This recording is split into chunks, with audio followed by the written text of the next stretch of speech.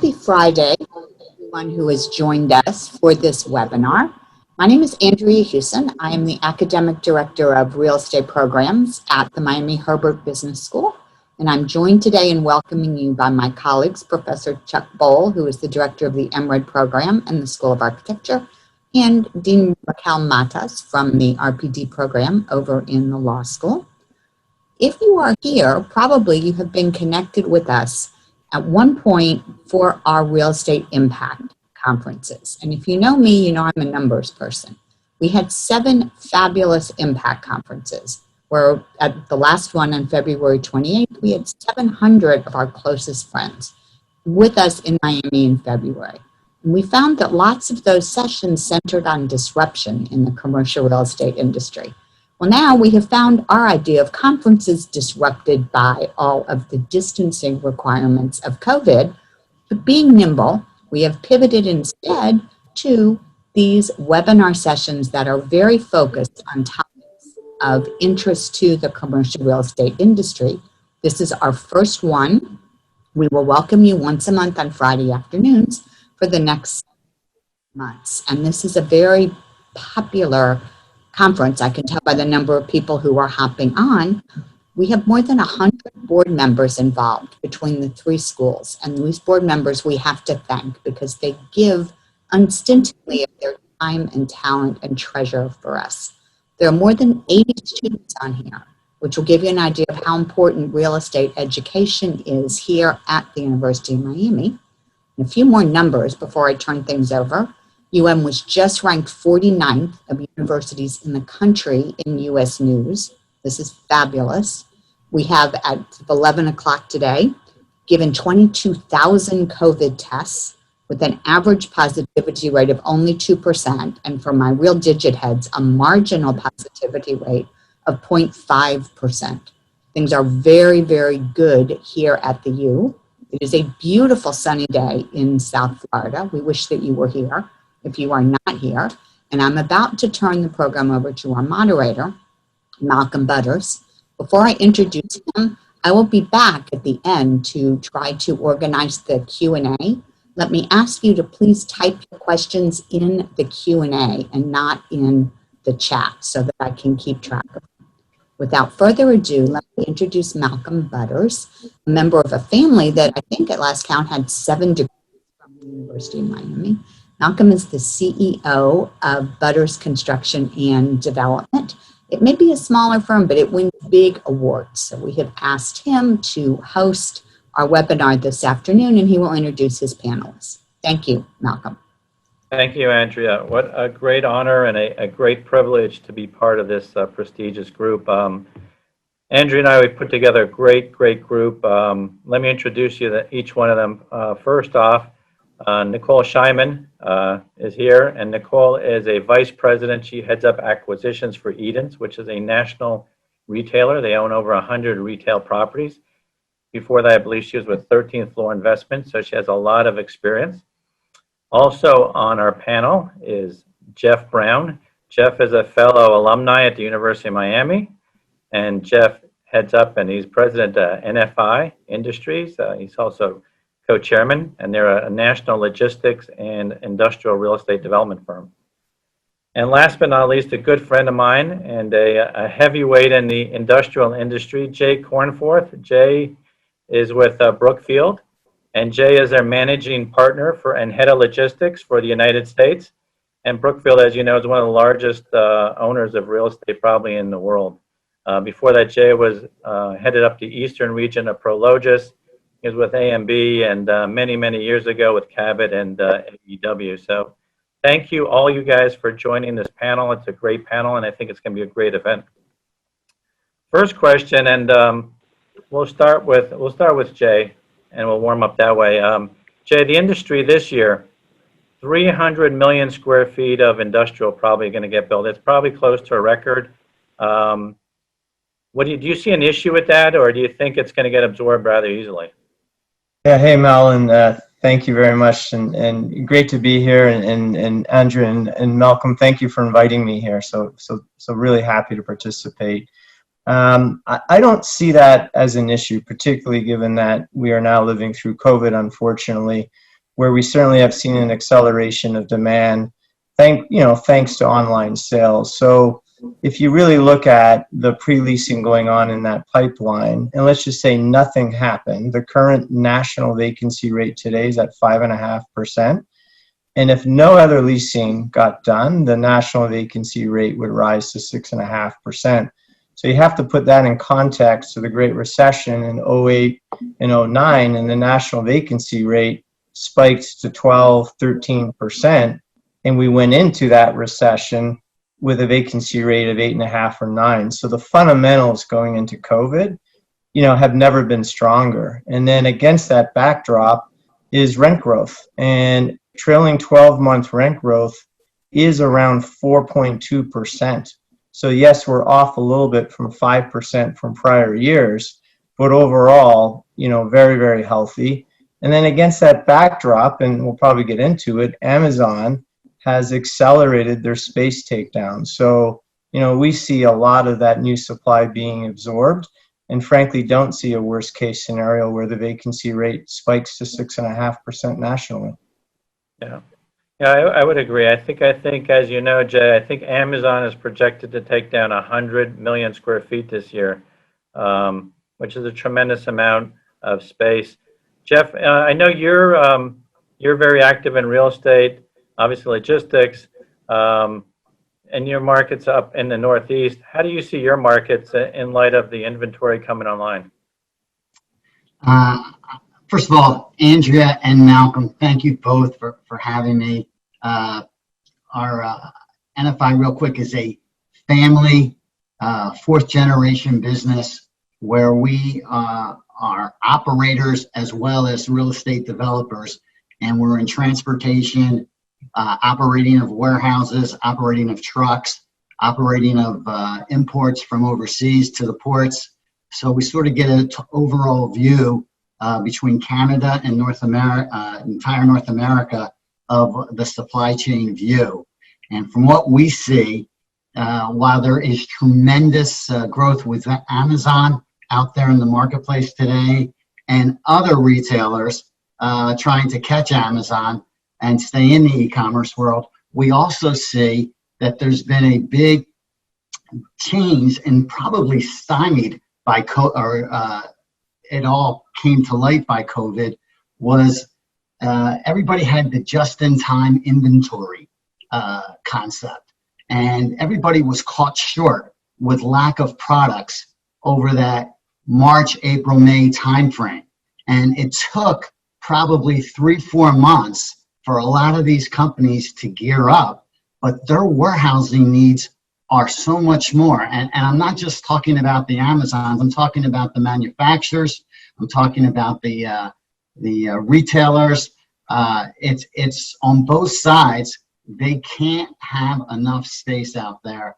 And I think there's little vacancy, and I think at least for the next 2 years, there's going to be little vacancy issues around the country.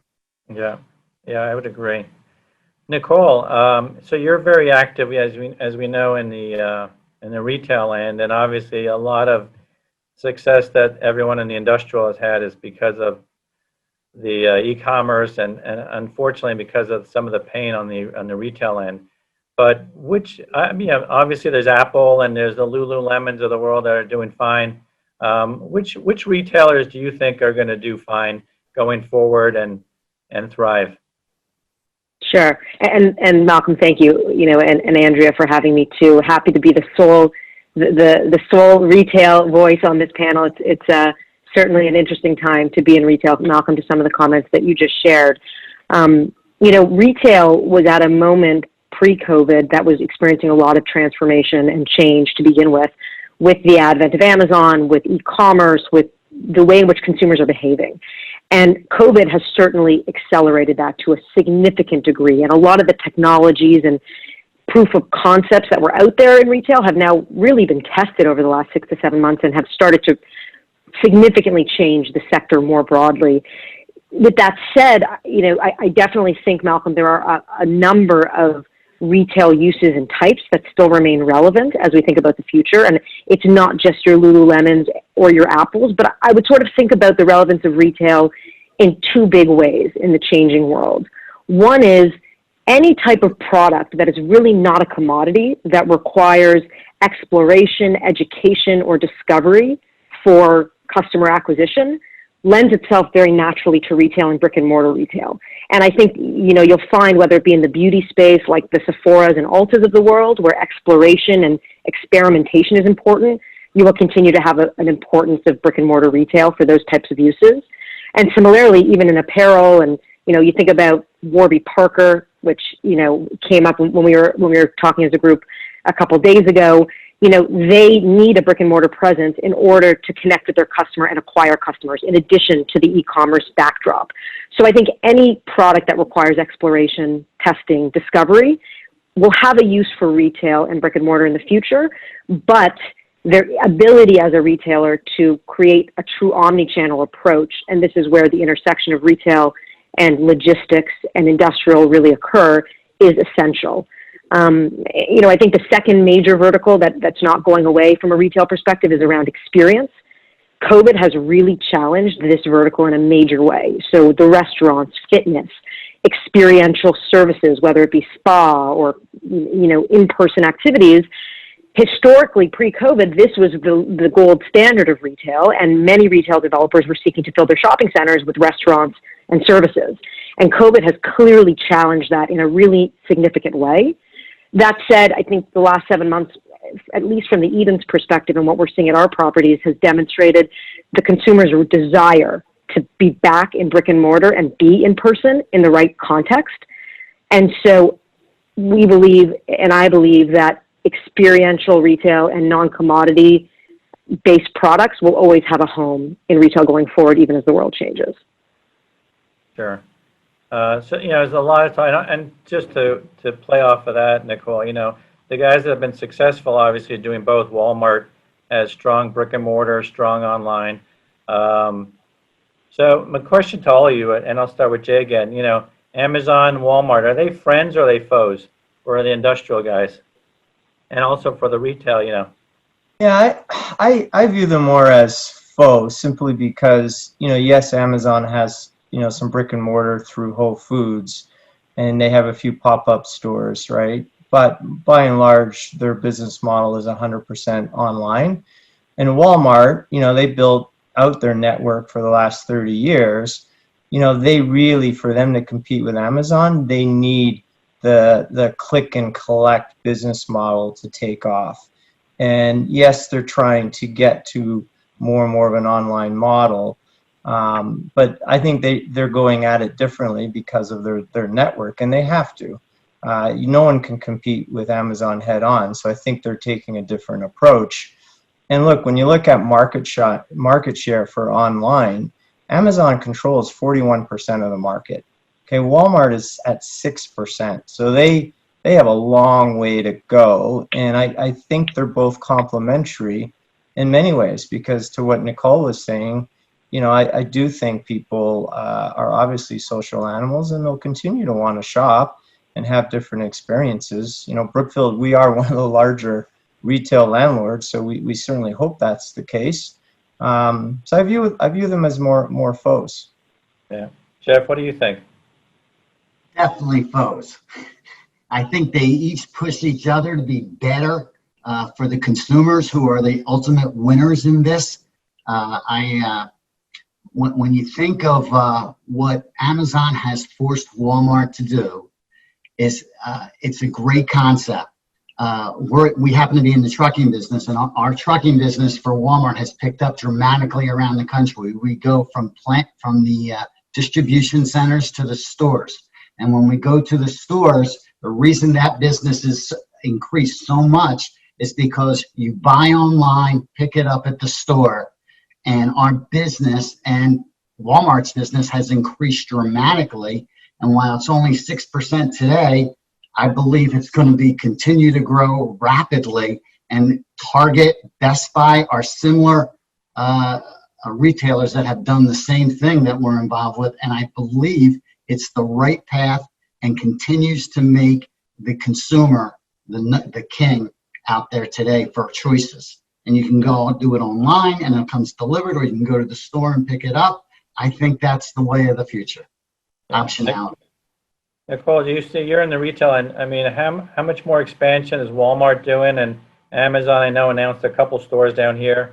What do you foresee on that end?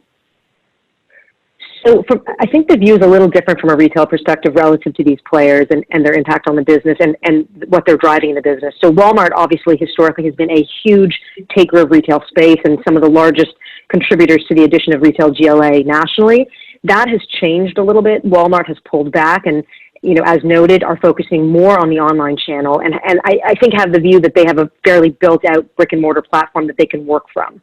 The inverse is true for Amazon, where Amazon is a predominantly online platform and actually today is realizing that in order to reach the consumer in all of the ways in which the consumer wants to interact, there is a need for some brick and mortar presence. And so Amazon is taking the inverse approach now, where they are now looking to build out that retail brick and mortar footprint. And as you've all probably read about, you know, Amazon is getting into the grocery space, Amazon Fresh, they've just opened their first Amazon footprint store in California, and they're infusing a lot of the technology and omni-channel approaches that they've used through other products in a brick and mortar setting. And so it will be interesting to see as Amazon tests this, to what extent they really want to be a brick and mortar player, but it's clear that they see customer acquisition and the growth of their business as needing this in-person component. And so from a retail perspective, I would say both Amazon and Walmart are friends. And certainly their e-commerce business is hurting traditional retail, but I think there's an inevitability around what the consumer wants. And what Walmart and Amazon do great is really understanding how to deliver to the consumer. And ultimately, that is the way retail needs to evolve to stay relevant. So despite the near-term disruption that these two players are creating for retail, I think ultimately they are the friend of retail because they are going to force other retailers to be inventive, to learn how to operate in an omni-channel way, and to deliver to the consumer what the consumer wants, which ultimately is the purpose of retail. Yeah.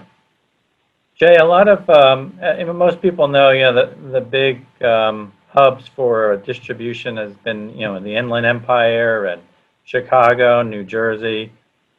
We hear talk lately about different up-and-coming markets like Utah or Denver. Can you tell us a couple other areas that you think are emerging hotspots for industrial? Yeah, so Mel, we spent a lot of time on research at Brookfield. Every year we go through an in-depth analysis of all of our markets, and we really separate our markets three ways. So, we have our global gateway markets like you cited in New Jersey or Chicago or LA, Dallas, for example, but we also have high growth population markets, and that could be or is a Denver, for example, or in Nashville or in Austin. And so our rankings go back a decade.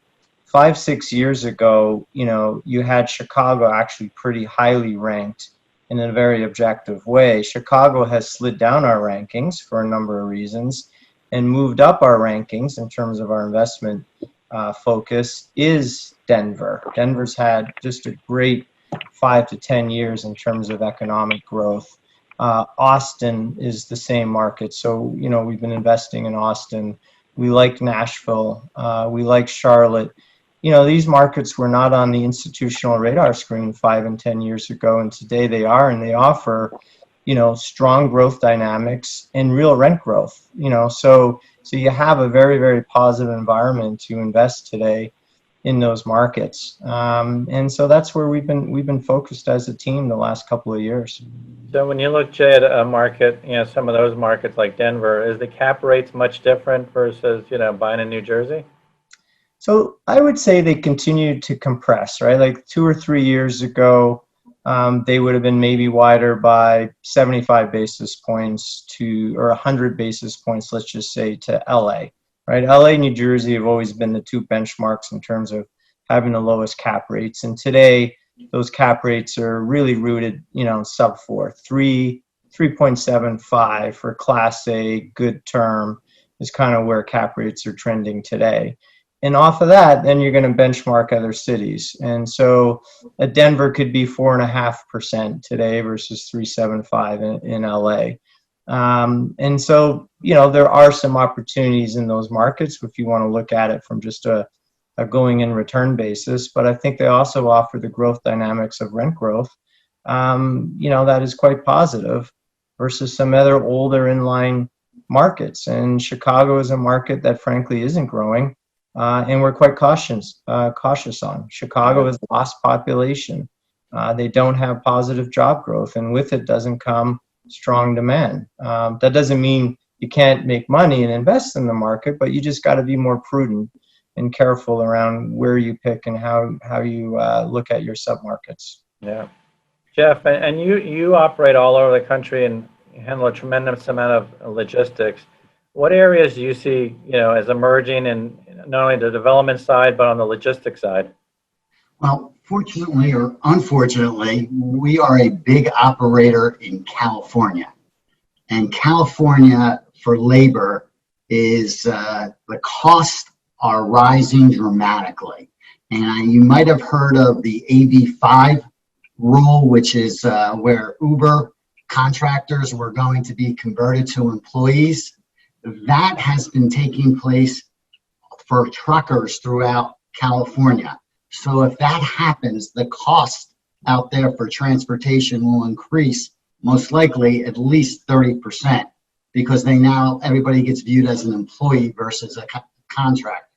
So what's happened is, and then also California has always had high taxes out there compared to the surrounding states. So what's happening in Seattle, Las Vegas, Denver, as you mentioned, Phoenix, these surrounding markets are now going to become the beneficiary of California. Even though California has all the people, those other markets are becoming more and more lucrative, and they are able to have good labor at a cheap rate, cheap land costs compared to California, which is through the roof. So I would think on the West Coast that is a key strategy that we see. And then on the East Coast, we're also very big in the port strategy. As an alternative to California, Savannah has grown dramatically on the East Coast as the major port of entry, again, because of cheap land, cheap labor compared to North Jersey or Virginia or Charleston as well is another one that we see huge growth area from a strategy standpoint. Yeah, good answer. Yeah. Nicole, in retail, there must be some great emerging areas too, even though there's a little bit more pain. What does Eden think, and what areas of the country are hot spots for retail? I would actually share a lot of the sentiments, interestingly, that Jay hit in terms of big geographies of emerging growth. Denver's been a great one. From an Eden's perspective, we entered that market a couple of years ago, and it's just an example of a place that has such strong underlying dynamics as it relates to high quality job growth, and a lot of the migration that's happening out of California for many of the reasons that Jeff described is actually coming into Denver. And I think from a retail, industrial, any really use perspective is the beneficiary of that. So Denver's been a big opportunity, though that's certainly now being accounted for from a pricing perspective. Texas has been a big focus of ours as we think about growth, whether it be the Austins or even, areas in and around Dallas, San Antonio. We've had a lot of success there in terms of being able to capture upside. And then, of course, the Sun Belt, which has been, I think, a leading story for many, many years, whether it be the Carolinas, parts of Florida, more emerging parts of Florida versus just Southeast Florida. But what we're seeing happen in the Tampa area and, St. Pete and the greater Orlando area, it really mimics where a lot of the population growth is happening. I think what's really interesting from a retail perspective around future emerging areas actually is rooted in a lot of the behaviors that are starting to manifest through COVID. And particularly, I think we've started to see, and it will remain how this all shakes out, but, we've certainly started to see a flight from urban centers to some extent and a move to more of a suburban locale and to areas of larger space, and areas that historically were contracting are actually now growing from a population standpoint. Now, if that continues, I think that will have a very significant impact on retail and what becomes the dominant forms of retail. And I think we're starting to already see in pricing and in transaction volume a premium placed on grocery and neighborhood centers, because truly those have been pretty resilient in these times where people are not necessarily going to urban centers. They're not necessarily going to the large lifestyle locations that were in vogue 12 months ago. So it will remain to be seen to what extent that population trend continues. And if it does, I expect that retail concentration will follow, because retail effectively will follow demand and consumers. Yeah, right. Which is a good segue. You know, COVID obviously been a big event. You know, Jay, has COVID changed any plans, long-term plans for Brookfield? I would say it's certainly cast a nice spotlight on our business at Brookfield, and fortunately we were able to form this group, 2.5 years ago and really capitalize. I mean, on the downside, we entered COVID with a big retail portfolio, and that portfolio was going through a transition to different types of densification with some multi-use developments such as apartments or office. And I think COVID has postponed, some of those plans. And I think you still have the unknown of, we're a big office owner in New York and in major global cities, the impact of work from home. And I think we're still early days in both that, in terms of looking at long-term demand drivers for CBD office and retail. And so it's an area in flux. So how is Brookfield pivoting?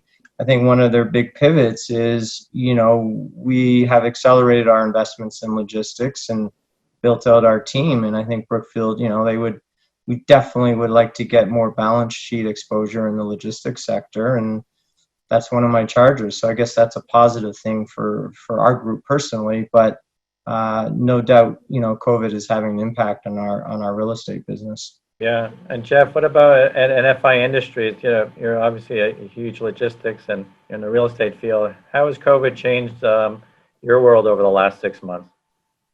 Well, to be honest, when COVID hit, you plan for the worst, hope for the best at the impact. I remember late March and early April, we looked at every line item, every cost item that was going on, because you thought our business was probably going to go down from a revenue base 20 or 30%, the way the world was caving in, it seemed like. And unbelievably, when you look at our top 20 customers, 85% of them were considered essential. And we all know what happened when customers were viewed essential. Unbelievable amount of shipping for the Amazons, the Lowe's, the Targets, the Walmarts, Best Buys, all those companies.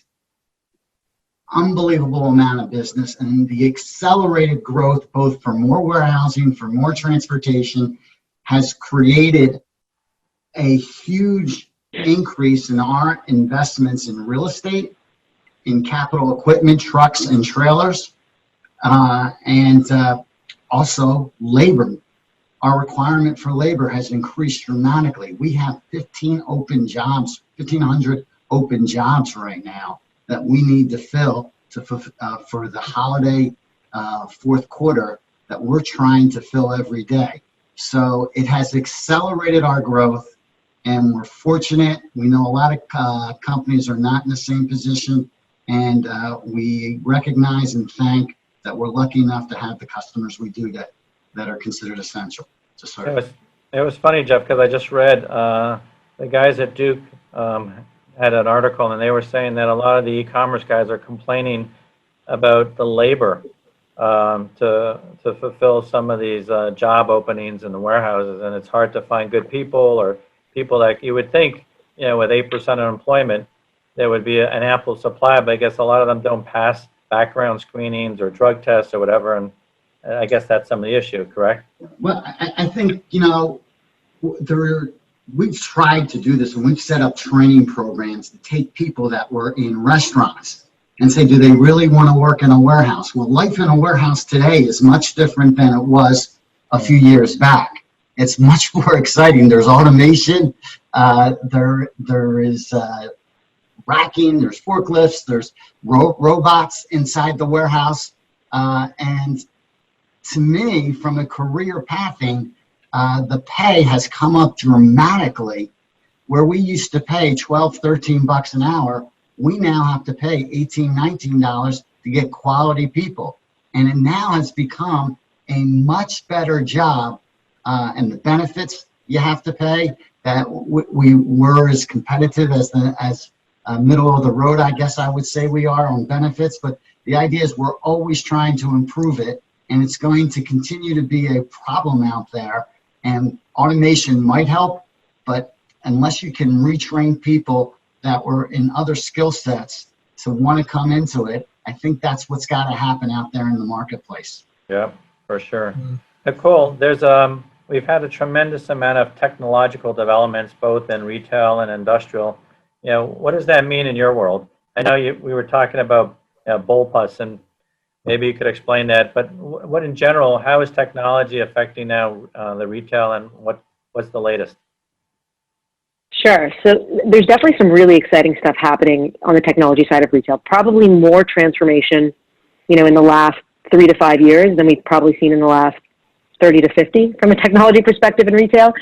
The impacts from technology perspective are really in two places. One is in the storeroom. So our retailers are starting to roll out technology in the brick and mortar locations in order to deliver a better in-store experience. And that's really exciting, some of the things we're seeing there. As an example, you're seeing checkoutless stores without any cashiers. You're seeing smart mirrors where you can come in and interact within a store virtually, augmented VR, things of that nature. Some neat recent examples, Amazon, as I noted, is coming out with their Amazon Fresh grocery concept.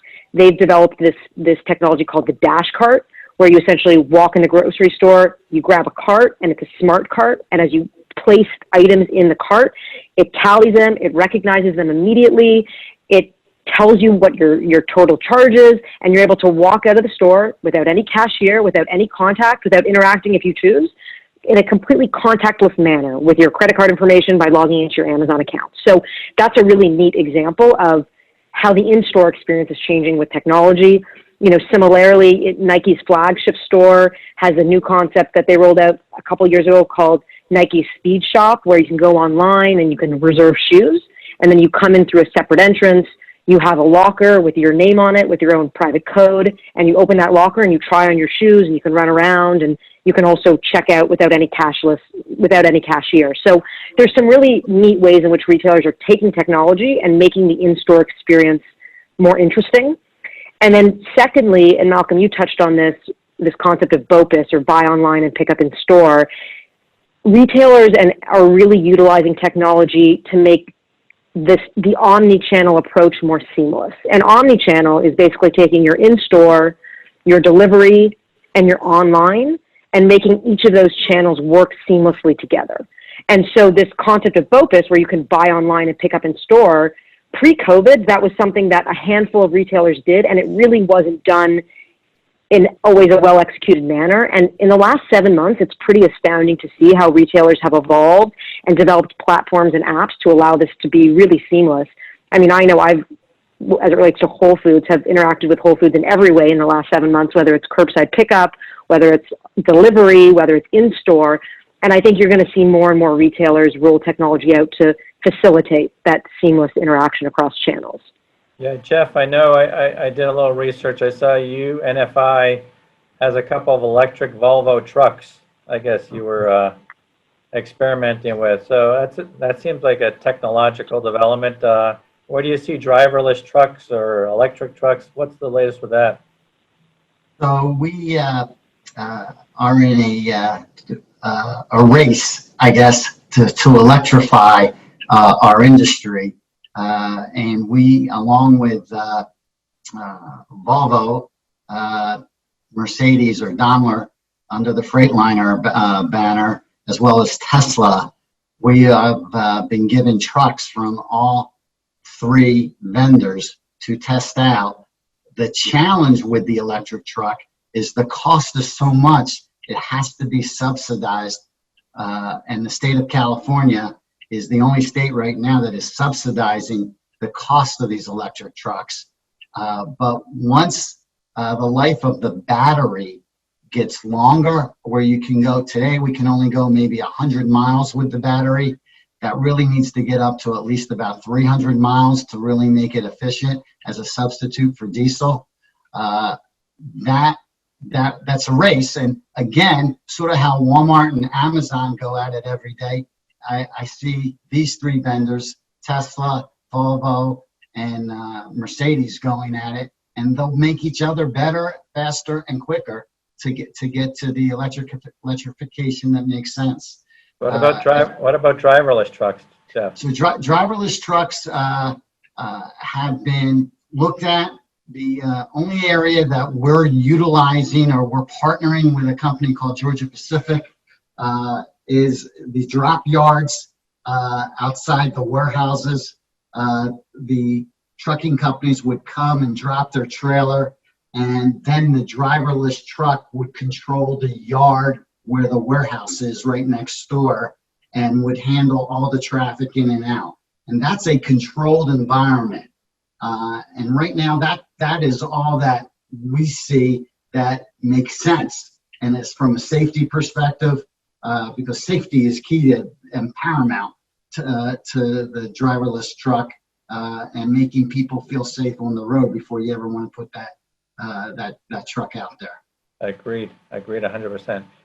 Jay, you know, we've talked about, and we had a board meeting recently, and you hear about industrial deals getting done here at 4 caps, and you just mentioned LA at 3.75, and we heard about an hour or two ago Europe was getting done in the 3s.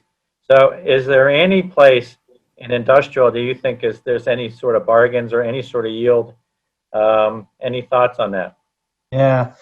Before I answer that, I think, you know, the 5G is a big enabler of driverless trucks. And once we get to a 5G rollout, and Jeff, as you well know, that we've been testing driverless trucks, particularly between Dallas and Houston. There's been a number of test runs. Right. That's a game changer, because you can now reconfigure your supply chain where you don't have limitations of drivers in the seat, right?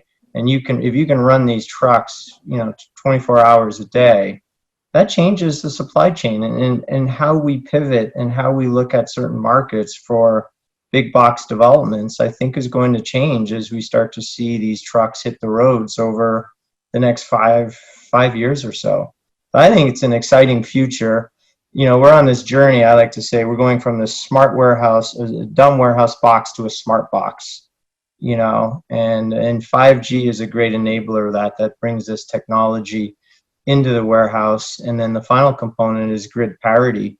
Battery storage costs are coming down, and you know, rooftops with solar on industrial are just fantastic to get to a carbon neutral footprint. And that's what every single customer that we deal with globally desires. So I think we got an exciting next 5 and 10 years in terms of technology. But sorry, Malcolm, just to digress there, but to get back to your question. You're like a politician, Jay. Hey, no one's interrupting here, right? We're so respectful. That's good. Now, Jay, any sort of yield anywhere out there in the industrial world? Yeah, so like I think the product that's not being built is the light industrial shallow bay product, right? It just remains very expensive. So, you know, when you look at it from a replacement cost basis, you know, I think there's still some value if you look at it from a replacement cost. Now, it is correlated a lot more to local economies. So we are going through COVID, and it's really the local owners, if you will, or merchants that have been more impacted through COVID than, say, the nationals or multinationals. But we like that sector, Mel. We've been investing in transload facilities. That is true last mile. No one likes transload because they have a lot of trucks, but these are very lightly covered land parcels, and we see a whole host of reuse opportunities for these transload facilities, which are near urban centers. And I think more and more institutional capital is getting into that space, but I think 3 years ago, I think we hit it quite right, and we've been building up that. And then freezer cooler is the other category where institutions still can't quite figure it out because of the high cost basis. E-grocery today is 2 or 3% of grocery sales. That is certainly going to grow when you compare it to other parts of the world. So, that's another area where we're investing, where we think there's some value. Is Brookfield doing any spec cold storage, Jay?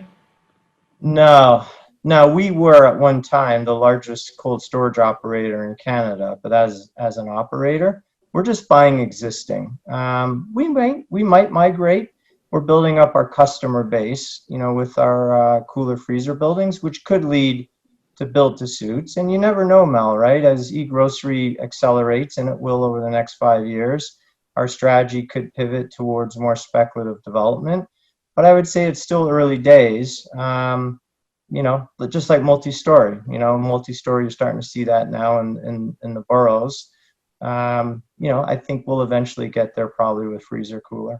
Yeah, Jeff, talking about freezer cooler, with all these, hopefully, medicines coming out to combat COVID, it's going to require a lot of refrigeration and transporting, all these vaccines. What's your thoughts in terms of, from an NFI standpoint, the transportation and the storage of all these vaccines? I would agree with Jay from a strategy standpoint that the refrigerated, frozen spec development is very costly.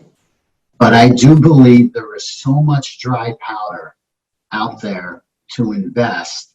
And in today's world, between the refrigerated and frozen, there's only about 4 or 5 major players that do that in the United States today. Companies like Americold or Lineage, they're the dominant players in the refrigerated frozen space. I do believe that there's going to be excess capital to invest because of the growth of what's the medicines that require it out there, as well as the food and grocery that are going to require it as well. So it should be a huge growth engine. I just don't know how much on spec it will be accomplished. I think you need to have some commitments, build the suits in hand, because the cost is 3 times what a normal building will cost you. Right, and you don't know if it's freezer or refrigeration, and it's different, and it's hard to gauge. Right. The Jay was touching on last mile. Nicole, there's a lot of talk. Simon was talking with Amazon about maybe converting some, big box space into distribution. Eden's, any shopping centers where you're considering maybe using some empty boxes as last mile, as Jay just said? So, we're predominantly, I would suggest, in the grocery anchored space. 90% of our portfolio has a grocery component. We tend to be in very high demo areas, whether it be urban or first ring suburban. So as a retail developer and owner, we are relatively in a lucky spot relative to a lot of our peers who have exposure in mall or high street or a lot of these sectors where there's been enormous disruption with COVID in particular. So in the case of our portfolio, we aren't really looking at transforming in any major way to industrial, largely because the real estate that we own happens to be Class A++ real estate on major thoroughways with major visibility. And today, and this could change in the future, but today, its highest best use from a rent perspective is on retail consumer-facing real estate. That said, there's no question that as we engage more deeply in discussions with Amazon and the like, the way they are thinking about their storeroom in the retail context is changing. And I believe that as we progress and move forward, that many grocers and many retailers will likely use some portion of their storeroom for industrial-like distribution. And as Malcolm, you noted, the last mile being a really critical component of where industrial is going, that's where I really see the intersection of retail and industrial happening. For instance, in grocery delivery, clearly you need to be in and near the consumer in urban and infill environments. And I don't know that that with land values where they are, it makes sense to build industrial in those locations. I think in those instances where last mile is needed to execute on what the consumer is requiring, that's when retail in some way may morph to service that last mile. But again, I think the question of how retail will morph into industrial over time, I think has a lot to do with the quality of the location and the proximity of that location to the consumer. And ultimately, the highest best use is going to reign in terms of who's going to pay the highest rents. And that may be true in the future, that an industrial user will pay those high rents, but I don't know that that's true yet today in our portfolio. Yeah. Jay, I mean, we've seen it, the Amazon guys have sacrificed, clear height and maybe column spacing because of you get something with parking. Do you think there'll be any opportunities for Brookfield to buy, big box retail buildings and using them as last mile? Yeah. Well, look, the biggest challenge for online is the last mile, last touch, right? So when you think about supply chain costs, so a product coming out of the factory floor in China getting to a house here in the United States, 50% of the cost of that good is in transportation. And then of that 50%, half of it is the last mile leg. So it's a critical piece to really driving margins as you think about anyone doing online, obviously Amazon. So for them to get closer to their customers, naturally it would be great if they could get into some of the retail malls. Brookfield, we do have some dark boxes, Macy's in particular as an example, but it's very hard to co-locate in an existing operating mall. So that's the challenge. Really you have to look to failed retail malls that are then repurposed and rezoned for industrial or for last mile. The other thing I think that's of interest, maybe to the audience is, the AMZL prototype, right? That last mile prototype that they're building, they typically sit on 20 acres of land. So that's their prototype. Doesn't mean they can't go on 5 or 10 acres of land, but that's not an easy fit in a 60,000 square foot Macy's as an out parcel. So maybe we'll get to micro fulfillment centers, right? There's been a lot of work around that. A few startups, have some interesting concepts, but I think it's a challenge, Mel, with retail. Yeah. I wish it was easier because we certainly have some surplus real estate. Yeah. Okay. And last questions, and I think we'll take some question answers. Nicole, what's going to happen with all those JCPenney and Sears boxes? We see a lot of them for sale. What's your gut feeling? Are you guys buying any of them or redeveloping them? So I might turn this question to Jay because I think he has more exposure to the mall business than I do. We actually don't play mall at all. But I will say that it's not just JCPenney and the mall vacancies, but we're seeing some serious retail vacancies across the board in Steinmart and Pier 1 and so on and so forth. The number of folks lining up to buy those leases has changed dramatically in the last 7 months. I think it was difficult pre-COVID to sell those leases in a mall environment for sure. In an open-air shopping context, which is really the space we play as Edens, the Toys R Us's of the world, those leases were being purchased, and there was a lot of folks lining up to buy those leases because there was a view that there was arbitrage opportunity. I'll tell you, in the last 7 months, the Steinmart bankruptcy is actually closing today in terms of their bidding on leases. The list of retailers and also owners who believe that there's an arbitrage to be had there today is much, much slimmer. And I think the answer is the cost from a capital perspective to repurpose these boxes is so enormous. And candidly, the list of users is really short. And so to make that trade work, I think you really have to have an understanding of who that end user is and feel you have a direct path to executing that deal. It's a little bit, I would say it's a bit of a scary proposition stepping into those shoes today. I was thinking more, Nicole, of people knocking them down and putting up multifamily somewhere in that parking field at some point, or offices.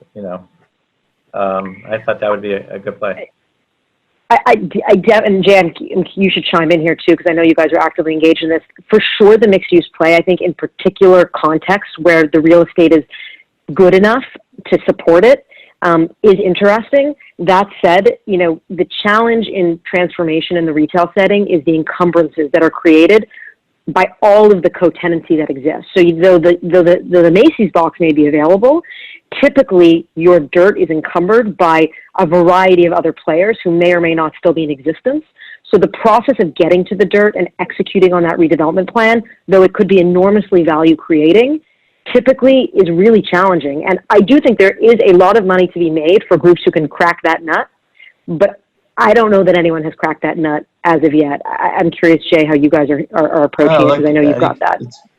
It's really well said. I mean, that's been part of our plan with some of our retail portfolio is to repurpose, but there are the constraints, you know, that Nicole outlined. It's not an easy lift, but Brookfield, because of our capital and because of our scale and all the real estate sectors that we play in, right? We're in every major sector that one can invest in. You know, we think if anyone can do it, it's Brookfield.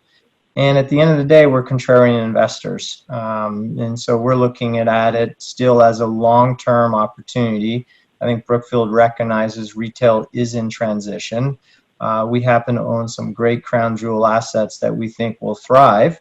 But it is going to be rough going here for the next number of years as we transition, you know, into that future that Nicole described earlier. Yeah, well, thank you. Andrea, I know we're getting close to the 5 o'clock hour, and I think, you know, do we take question and answers, or what's the protocol? We do. I'm trying to get my video back. Thank you very much. Oh. You've done a wonderful job. There are 10 questions in the Q&A, but you've answered 8 of them. So we did good homework. yeah, you did. You did a great job. You know, just it's almost like you knew what the questions in the chat were. One is that there's a question actually for Jeff and for Jay about the possibility of political change and trade restrictions and things coming out of the election impacting your industry. And it may also have an impact on retail, but it's specifically directed at things like trade agreements, whether or not you're trying to do anything to protect yourself or anything you're worried about. Look, I would just say, I don't, regardless of who wins, I think trade friction is here to stay. I think majority of Americans would believe that, you know, trade or free trade has gone perhaps too far. And so when we look at it, there is going to be onshoring. We think onshoring net is a positive for the economy. The U.S. still has some of the lowest energy prices in the world. So as you think about production coming home, it is feasible, particularly as we think more around automation and robotics versus the need for labor that perhaps you needed 20 or 30 years ago. So we think net. Now, I'm not saying that's a big, strong demand driver for logistics. Ultimately, the same product will probably end up in our warehouses. But in terms of answering the question on trade, we think onshoring is, regardless of who wins, is a trend. And I think we are seeing a decoupling from China. And I think those are the trade winds that are going to be blowing here for the next decade or so. So I hear what Jay says, but I can only talk about what's actually happening for us. And January, February, March was extremely soft on the international business. And I think at the time, Trump had just put into the trade deal, and it was honored by both sides at that time. And I have to say this, it's unbelievable. We've never been busier at the ports around the country right now. And I am a fan of also nearshoring for what's good for America. But in the meantime, business is bigger than ever coming to the U.S. ports from Asia. What about Mexico, Jeff? Do you see a lot of movement from Mexico to the U.S. because of this nearshoring? Yeah. Matter of fact, one of our clients, TJX, is just going to announce they're opening up, I think it's in El Paso. There will continue to be alternatives to Asia. I just think it's going to take a lot of time, and the cost is going to not be as quick for us to capture in that short period of time. Mexico will be a good ally for the economy here in the U.S. for nearshoring. We have one other question. TJ Maxx, since you mentioned them. Oh, and we just got one more. But TJ Maxx, evidently there are retailers, and TJ Maxx is one, who basically refuse to deal with internet type of distribution. Can they pull that off, Nicole, you think? Or is there a future for some retailers to be able to say, I'm not getting involved in online sales? It's a really interesting question, because clearly a lot of my remarks have talked about the importance of omnichannel, and I think TJ Maxx, Home Goods, Ross, Dress for Less, those are examples of retailers who have actually achieved tremendous success and continue to achieve success with the opposite strategy. And what's interesting to note about these retailers is what they're playing on is a very different consumer sentiment and desire, which is around surprise, is around discovery, and is around the treasure hunt. And what they've picked up is that consumers are looking to have in-person experiences that are varied and unpredictable and surprising. And it is true for those stores, having an online presence in some ways actually takes away from the thesis that they're trying to execute on. I absolutely believe that there's room in the retail ecosystem for players like that who really do have a very specific niche and consumer that they're looking to target. I think it's less of a mass appeal strategy because of the fact that, look, you're going to have consumers who are time constrained, who are at a point in their lives where they just don't have the time or interest in going through that treasure hunt experience, who aren't going to come. But I think there are many consumer niche strategies that we will see evolve in retail that will be successful, that won't necessarily draw on the e-commerce trend. I just think the larger mass appeal and the meat of the market will require that omni-channel approach. But TJX is a great example of a great partner of ours at Eden's, and a really fantastic retailer who really knows their customer and delivers what their customer wants. And we have the last one that just popped up, back to technology again and disruption. Are we going to see multi-story warehouses in areas where land cost is high, y'all think?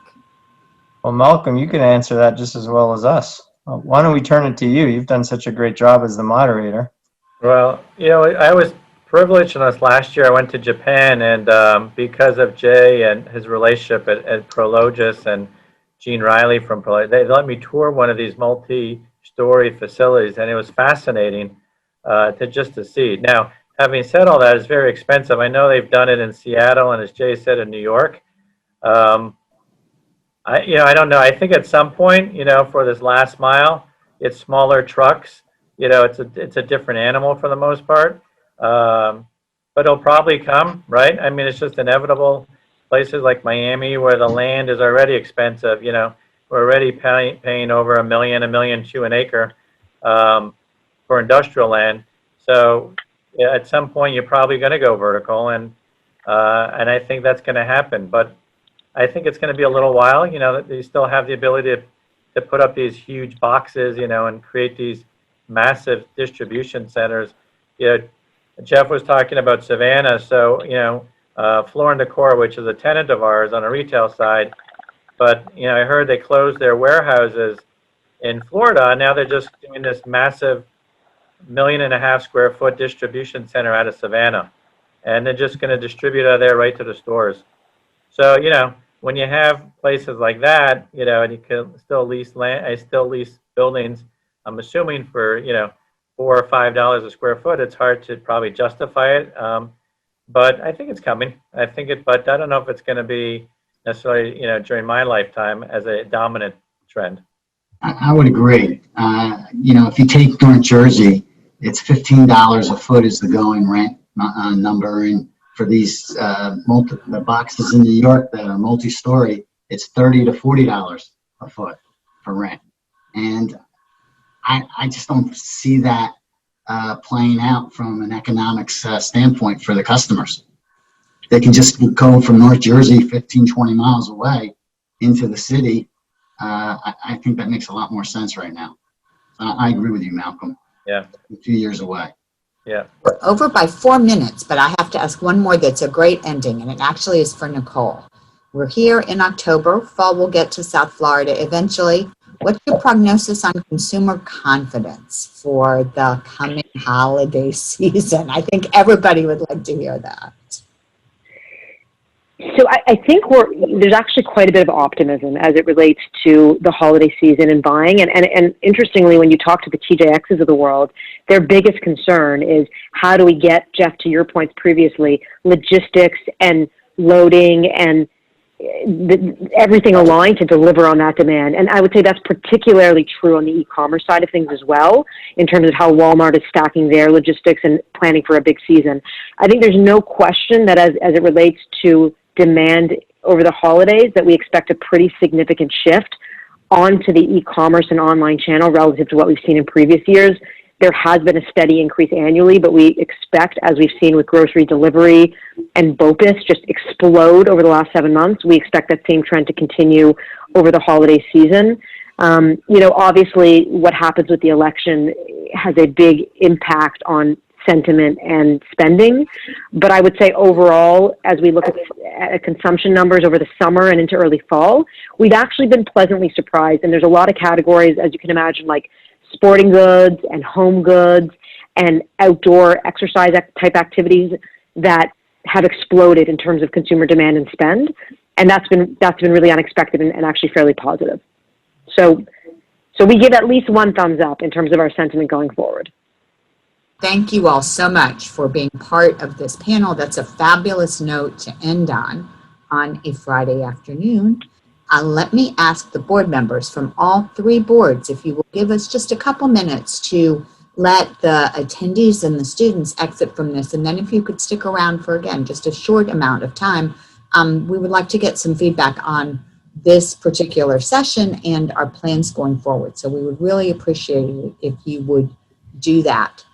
If you are not a member of either the business school or the MRED or the board, have a wonderful weekend, and we will look to the next one of these sessions, and I think that we're going to throw up a screenshot of who that will be. Another absolutely fascinating topic. So I will turn it over to the UTalk administrators, and you can see who will be on Friday, November 13th. Hospitality, another sector that is transforming. So thank you very much. Thank you. Have a good weekend, everybody. Thank you. Thanks, everybody.